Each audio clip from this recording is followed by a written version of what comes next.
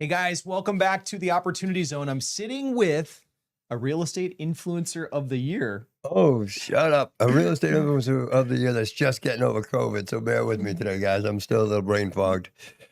But for real, Chris Lavin in the house. He just got a huge nomination. We can't make it public yet because the magazine hasn't published it yet. But for real, celebrity right here. My grandson thinks so. It's crazy. I love it. But not even close to some of the news we have today. Yeah, today we got a lot. So number one, Madami, the mayor of New York, he got nominated for the Florida Economic Developer of the Year. Say that again. The mayor of New York got nominated for the Florida Economic Developer of the Year. All that and more today on Opportunity Zone. Yeah, we got that. We're going to cover this vote coming up on Florida property taxes. A lot of people think property taxes are going to be abolished. There's a little bit of hair on that we just discovered. It's a shame. It's breaking news on this. It's heartbreaking news. We've also got the BOI. Remember that whole thing with they made you disclose who your beneficial owners were of entities? We're going to tell you what the Trump administration is doing with that, whether you have to comply with it anymore or you don't, on today's Opportunity Zone show. All that and more. Chris, All you ready that to and more. rock? Let's do it, brother. All right. Well, can we ask you for a blessing? Let's do that. Heavenly Father, first and foremost, thank you for all of the amazing things that we have been given, the peace, the strength, the courage, the faith, and more importantly, the calling to serve you and the blessings to be able to affect the world in a positive way while we get to watch it. I ask that you bless our conversations today so that we can say that thing, that one thing, that important thing that somebody needs to hear today so that they can make a difference in their lives so that they can have a positive effect as a result of seeing your glory through our works. I ask all of this in your son's name. Amen. Amen. All right, Chris, you're going to have to explain what this is. So this It's a big sign, mate. that's Big, this big is sign. a huge sign in Times Big Square, sign. downtown New York, and it says it's a picture of the New York mayor, and it says Florida Economic Developer of the Year. Why are they doing this? Well, first of all, because they're playing at his level. He is such a moron. Yes, moron. And I don't generally disparage anybody most of the time if they're not morons. They're playing to his moronic level. Like he's so simple-minded, can't see that when he does this happens. What he's done to business and investment in New York is just ridiculous. So he's so immature in that aspect. They're going back at him in an immature way, poking fun at him. And I will almost bet that he's one of those people that doesn't realize he's being made fun of. I bet you he went out there and was like, yes, look at me. I'm great. Look at somebody, big sign for me. They built an idol to me. It's nuts. Meanwhile, as I drive around back at the ranch. back at the ranch in West Palm Beach, when I'm driving around, like every site is being built on. Yeah. Like businesses keep moving in. The occupancy here is through the roof. So Oh, yeah. There's no more residences here. And by the way, they're not building apartments or anything down here. Everything down here is commercial buildings. So stay, if you're on your way down already, just stay in North Carolina, South Carolina, so you don't have to come all the way down here and then move halfway back and become a halfback. you're gonna have to tell them what a halfback is now. A halfback is this. It's people that come from like New York or even the Northeast, and they come all the way to Florida, and they're smart enough to come in like September. But then the year wraps around, and it's August again, and it's 1,000 degrees. There's no place to go. You're dying in the heat and humidity. So they move halfway back to North and South Carolina, where the weather is beautiful, cheap, the land is cheap, the people are nice and friendly, and they welcome you and want you. And so you move halfway back to North Carolina, and you're known as a halfback. A halfback. So North Carolina, South Carolina people. Chris, I need Stay to there. get your take on this next one. Listen, So let me start. Before you go with this guy, I love him. Like this guy is one of the things that he said somewhere along the way. Last year, some guy got out and pulled a gun on his deputies, and they shot him. They shot him like 160 times. And when he was asked, "Well, isn't that a bit excessive?" His response was something to the effect, if you're going to pull a gun and shoot at police, we're going to shoot you, we're going to keep shooting you, and we're going to shoot you till you're dead. And so this guy is like so no nonsense and really like he's super honest. So when this guy talks, people tend to listen. And the message he's delivering right now is very, very, very disheartening. So listen up. In November. And then you tell your Florida legislature to address this appropriately in session. Florida Sheriff's Association, strongest sheriff's association in the nation, came out with great concern for Amendment 3 in its current form. When the House and the Senate passed Amendment 3 to go onto the ballot, they had never seen a financial analysis of that amendment. Did you hear what I said? Let me say that clearly. The governor sent Amendment 3 over to the House. The House changed what Governor DeSantis wanted. It doesn't look anything like what Governor DeSantis sent over. The House passed it. The Senate passed it. And there was zero, let me make that clear, there was zero financial analysis. They have no idea what the devastation of Amendment 3 in its current form will be to cities and counties. Here's what I suggest. So, Chris, what does this mean? Like, just kind of break it down for us. This is so disheartening, right? So the number one way that counties fund their police force is through property tax. The original bill, as it was designed by Governor DeSantis, had like a trust fund, or I forget exactly specifically what it was, but there was a fund that was set aside to help fill the gap of anything, to help fund law enforcement from the loss of the income from property taxes per county. And this new bill doesn't say anything. It's gone. Like, there's no parachute, there's no safety net, there's no anything for law enforcement. So if the counties can't come up with the money, they're going to have to defund the police. And it was never the intention of that to happen. And it's very disheartening and very, very scary to me because of exactly what he just said. Nobody saw any financial analysis. So people slashed and cut the bill without really going through the calculations and looking at how it affected the whole formula. They did it on rhetoric and hype and ignorance. So now there's a shortfall for the police, and I keep saying the police, but law enforcement in totality across the state of Florida. And that's scary, right? I am not one for defunding the police. I know a lot of people are, and that may be an unpopular narrative, but I'm here to tell you, when your house gets broken into, what is the first thing you do? 911. You grab your gun. And then the second thing you do is you dial 911 because you need somebody to come collect the body, right?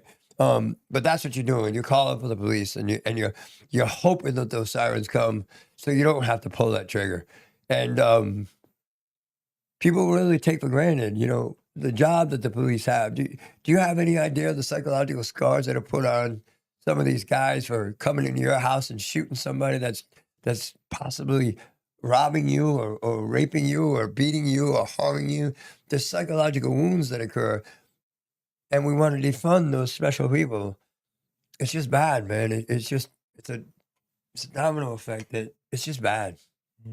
So to be clear, you're not for defund the police. Nope. Like, we want to keep the police funded. Correct. And With checks and balances, right? We don't want to give people absolute power, but yes, 100%. And so what Sheriff Grady is saying is essentially, we need to really check this. Everyone thought this was like, wipe out your property taxes, it's all free, but there's a cost. There's a cost for everything. Correct.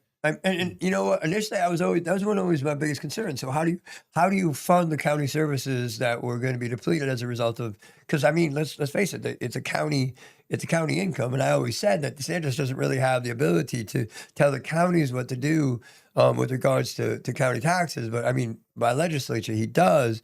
But then, how does that gap get filled? So I know one thing that's going to happen, right, is it's not said yet, but in Florida, I don't know if this is like this in other places, because this was the first place I ran into it. Each county has got a surplus, right? The state of Florida's state income tax is 6%. And then there's like a county surplus of like 0.5%. And when I was living in Seminole County, it was like 1%. So that's going to happen. So we're going to have an increase in sales tax, which I'm good with, because if you've got the money to spend, right, you've got the ability to pay the taxes. And there's certain items that are non-taxable, like food and necessities and stuff like that. So I'm good with all that. But the problem is that that's gonna have to go so high now to help fund these things. It's a little scary. So does this change what your vote may have been come November? This will be on the ballot in November.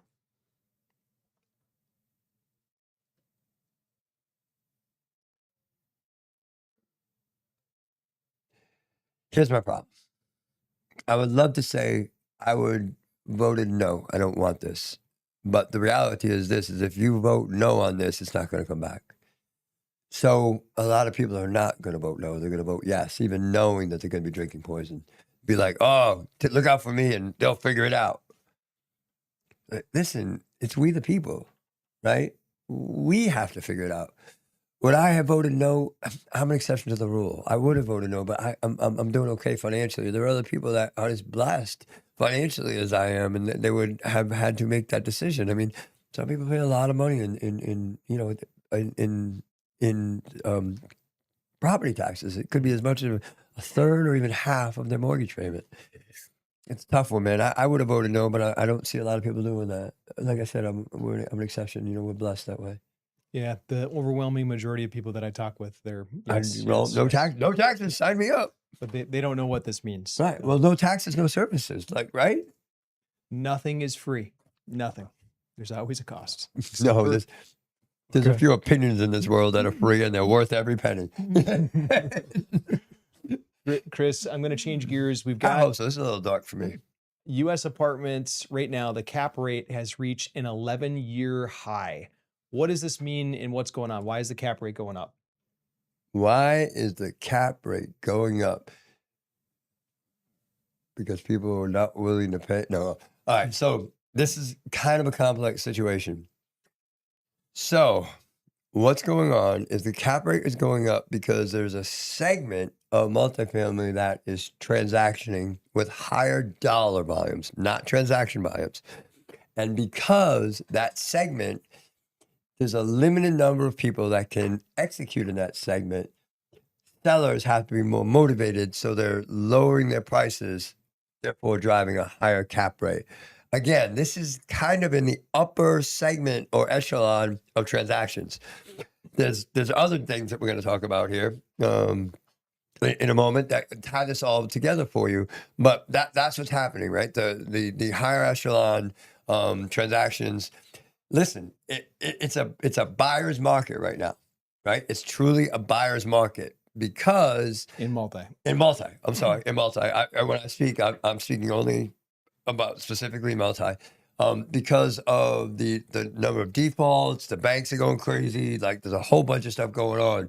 We're at that trough and we're climbing out of it. So it's a buyer's market right now. So if you're a seller, you've got to make some sacrifices. Yeah. And when you say larger transactions or upper echelon, Over 20 million, over 22 million. So like the deal that appraised for 122 that you just bought? Yeah, like the deal that I have 122 that God just bought. Yeah. That God just transacted on. So the article does go down and break down all of this, but literally they're talking about deals that are trading that are Up there. Yeah, 70 million plus So dollars. look, go back up to that number real quick. Look at the pool of selling properties shrank by 7.4%, forcing average deal sizes higher. So less transactions, a higher dollar amount in total transactions. That means that there's larger transactions well, that sounds really bad in English. There's larger transactions transactioning. Wow. Sally sold seashells by the seashore. All right, Sally. So there is this big increase, 16% Put up jump. there. Put up there. 16% jump. So In makes multifamily sense, borrowing. right? This makes sense because the transaction sizes are getting higher by probably 16 to 20%, right? If 20 went from 20 to 22 million, that means that the borrowing has to go up. The amount of money being lent on a specific deal has to go up. The dollar amount, not the percentage, because 70% of $50 million is $35 million. 70% of $100 million is $70 million. So you can see just between those two different transactions, what happens. We're borrowing more money. Chris, another one that popped up this week is that the BOI, beneficial ownership information, It was this whole thing that passed Yeah, under it was- Biden. Oh my gosh, you were going to jail. You're going to be paying $1,000 a day in fines and yada, yada, yada, yada. Don't worry about it. The Corporate Transparency Act. Yep. And it got punted a couple of times, Yep. and now it just hit Trump's desk, Yep. and they're saying we're not enforcing any of this. Wah, wah, wah, wah. What does it mean for the average person with maybe their first LLC? Hey, man, you know what? It was so burdensome to, and I think that's one of the reasons it went away. It put burden on the citizens to make sure they're registered and stay compliant. It was just difficult. It was definitely have a negative impact on the velocity of capital in the economy. Chris, I'm Like putting those big words. I'm gonna have you talking 12-year-old language going forward. Oh, I'm Chris. speaking next Wednesday, by the way. Oh, nice. To the kids? Yeah, to the kids. Nice, man. So, that's awesome. It So, really is. so this is the private school that's for inner city kids. Yeah, not like, Yeah, not like upper tier private no, schools. no, it's Kids. 100% funded by Yeah. donors, and it's taking care of some of the youth that are the most at risk, And neglected, yeah. mostly fatherless kids. Yeah. Wow. I'm Awesome, going to tell you man. that next Wednesday. Wednesday? I think so, yeah. At 2 Okay. o'clock. Yeah, that sounds right. Yep. You did it when I'm out of town? What is this? I'm What is sorry. this? Oh, no, I can't do it without you. It's okay. I'm sending the camera. All around. right. All right. Next up, Chris, LA. Good, put it on. Put it on. LA. You ready for this? I love LA, brother.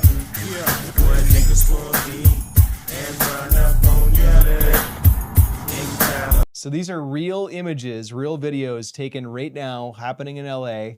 This is the housing situation that Crazy, right? Crazy. what is going on? This is nuts. This one blows my I mind. no, I they like took the one over with the scaffolding. signs. I love the one with the signs. Look at his elevator, Oh the my, ladder. nuts. Nuts, I tell you, nuts. Chris, why don't you invest there? LA? Why not? Are you nuts? You could have a side-by-side with a ladder in the middle. You see that? Okay, I won't ask the question. I'm going to switch gears on you, but there's a reason why we don't do stuff in LA, New York, etc. Next up, though, Scott Bessent is on a mission right now talking going to about Americans, like I'm gonna what has start here. happened here. But I think as people feel the turn, which they should be now, then there is light at the end of the tunnel. Things are getting better. We're seeing construction jobs picking up. We're seeing manufacturing jobs picking up. The unemployment rate dropped. We are seeing the big component of the workforce, the mid-20s to mid-50s, is very stable. And Rob, the other important thing too is these jobs are going to Americans. Like, we have seen over 2 million jobs created for Americans, and we've seen over 1 million illegals leave the workforce. And guess what? The laws of supply and demand still work. When you take the illegals out of the workforce, working class wages go up. When you send them back home, rents go down. And So he's basically saying rents go down, house prices go down, the burden on hospitals goes down, everything gets better for Americans when Burden on illegals are social removed. services. Burden on social Big services. time, yeah. What's your stance on this? Well, I'd like to say that I would be totally in favor of this, and I am, but the reality is that we are a little bit sacrificial in that, right? Because we own multifamily, and you hear what he said, right? You take bodies out, rents go down. But I have a problem with, and it's a big problem. I have a very big problem with illegal immigrants. Illegal immigrants are committing a crime to be here. They belong in jail, not in a house that's being paid for by Section 8. Period. So, while initially, for me, the impact is in fact negative because rent prices come down, I would much rather sacrifice a little bit on that than have criminals literally walking the streets of this country. And don't fool yourself. Certain countries send, instead of imprisoning their people, they send them to America. There's a lot, not a lot, that's not a fair statement. There are countries that send the criminals to America so they don't have to keep in prison and pay for them. They send them here. See ya, don't come back. Illegal immigration has a horrible impact on our economy, period. You know, they used to say, well, if you would you there's no American that wants to do the job that they do. Well, you know what? Guess who else is a criminal? The employers that are paying them in cash. They need to go to jail too. Then what happens? Fair wage, that money starts coming back into the economy and things just start to accelerate and start to move and things get better and better and better. Enough of my rant. And that comment on, you know, Americans won't do that job, that's why I have to pay that person. It's not entirely true. They won't do it for that wage. Yeah, that wage. Like we have our manufacturing facility. We have the folks that are in the CNC trade. There's not a lot of people that are getting excited about that anymore. It's not cool like being a YouTube influencer. But what we did is we bumped up our 401k, we bumped up our wages, and guess what? Now we've got a wait list of guys that want to come in and work there. Mm-hmm. So I think that Scott's onto something here. No, I know he is. Supply and demand. He's absolutely right. All right, next up, the new construction particularly, but it's happening across the apartment sector. Absorption rate is going bananas, like literally record pace for the first half of 2026. Yep. Why is stuff getting gobbled up now? So another complicated formula. All right. So as the economy slowed and house prices started pulling back, guess what started happening?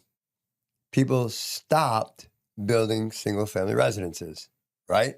So there's less single family residences available in the inventory, therefore driving multifamily to have more people to rent and lease.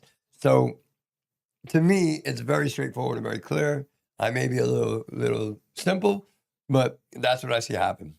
And you'll notice that it's lagging behind the housing market.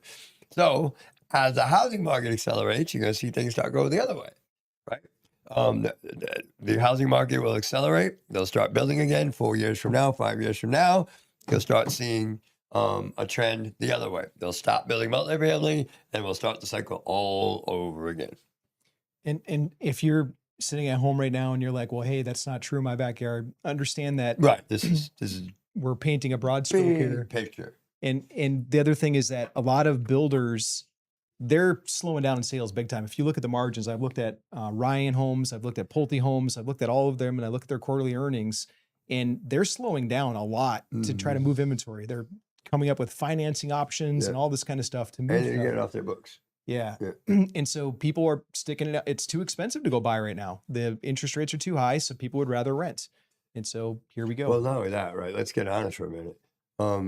New construction is through the roof. Like the cost of materials, the cost of capital, it's just through the roof. It's cheaper to buy something used than it is to buy something, to build something new. And when you're not building new, most people have to go somewhere. I mean, if you stop building, stop growing, and population continues to grow, what happens? It's nuts, right? It's got to go somewhere. I just figured out why Berkshire Hathaway made a big move to buy into a bunch of builders right now. Their margins are at a very thin, historically speaking, Okay. and they're buying basically at a discounted price on stock. Makes sense. So Yeah, but what's the long-term play? 5 years from now, work for the other side of the cycle? probably. Okay, next up, Chris, this one's you. Huge success, National Cinemedia. They acquired Captivate for $275 million. What on earth is this? No. That's not even the story. That's not even the story. They acquired Captivate for $275 million on a pro forma EBITDA, not even real numbers. Like they gave him a 10 times multiplier, I think about it. That may not be accurate, but they gave him a huge multiplier on something that they might earn in the future in the media industry. This is nuts. So help everyone understand. Why is this so? Why am Yeah. I so important? Guess what? CRZ is a media company that we own as a company, that I started as an individual, that we have a pro forma numbers that next year, if we just use their numbers, not next year, the year after, we have almost a $500 million exit based on this. This just fuels all of the finances, all the financials that we said from the very beginning about what the company would do and where it would be. And we were super conservative with it. This accelerates our business plan if we can then turn to try to market it on a pro forma. Listen, And the only reason that we are talking about this has nothing to do with us. If you know the whole story, you know this is all about something that God did in my life, all about God taking direction and God giving direction, God directing us as to how to affect the world in a positive way, and all of this for God's glory, having nothing to do with us. It's super important that you see that if you become good stewards of what God tells you to do, these are the kinds of things that happen. And I'm here to tell you that we keep getting blessed. We just got blessed with an amazing transaction in Georgia that can allow you to participate in another one of God's blessings. And listen, this is a full cycle transaction. What am I talking about? We still have some room left at East Ponce Village. And that's great in and of itself. But one of the great benefits of this deal itself is that we, because of the financial structure and the transaction, are able to give you up to 100% of the basis that you put in there in K1 losses so that you can write it off your taxes. So if you put in $1 million, you can get up to $1 million off in the first year. You don't have to pay taxes on it. But we're taking it a step further. You all know about what happened in Colombia. Colombia is absolutely devastated as a result of the earthquakes. Absolutely, absolutely devastated. And because of that, we have decided to put a program together for every $500,000 that is invested right now. We are building what's called a recovery home, not recovery home. I'm drawing a blank. I'm sorry. No, you're good. A tragedy, for people that were Relief home. A relief home. Thank you. That's what I'm looking for. We're building relief homes down there. So every $500,000 is invested, we build another home. You get the tax benefits of the deal. You have a positive impact, and you're getting some people out of the elements. There are kids and women and children just starving down here, and we're using the ability to raise money for our deals, enticing people with the tax benefits. Oh, and did I mention up to a 25% IRR? In addition to that, it funds the altruistic things that this company does. And one of them is going to be to help give some kids and some families that are lost right now a roof over their head. Thank you, Chris. And so if you would like to be a participant in this, if you'd like to make an investment that not only pays a really, really good return, Up to 25% IRR. up to 25%, plus the ability to get that cash back in year 3, plus keep your share of the investment forever, or as long as God lets us hold that asset, and build a house for a family that needs it, then just reach out to us. Put the word call in the comments, CALL, and our team will send you a link. Or go to homeinvest.com, waitlist, or homeinvest.com/book, and book a call with one of our financial advisors, and they will guide you down the path that best suits and serves you. The reality of what our company does is we have a path of service, and God tells us and directs us, and he does things like this, and then absolutely amazing things happen, and then we get to watch the blessings. And I don't know about you, man, but all my life, I just wanted to be part of something that was larger than myself, that was doing some positive in the world. And here we are doing it. And we want you on that path with us. Awesome. Chris, anything you want to say before you shut up? No, I say no, and then I talk. I want to say one thing. We're on this path because God loves us and God has blessed us. And I'm here to tell you that God doesn't love us any more than he loves you. So please seek his will for your life. Do as he commands. And I promise you, you'll have the fulfillment in your heart that we have in ours. It's available to everyone that makes that choice. Thank you all for being here. God bless. See you next week.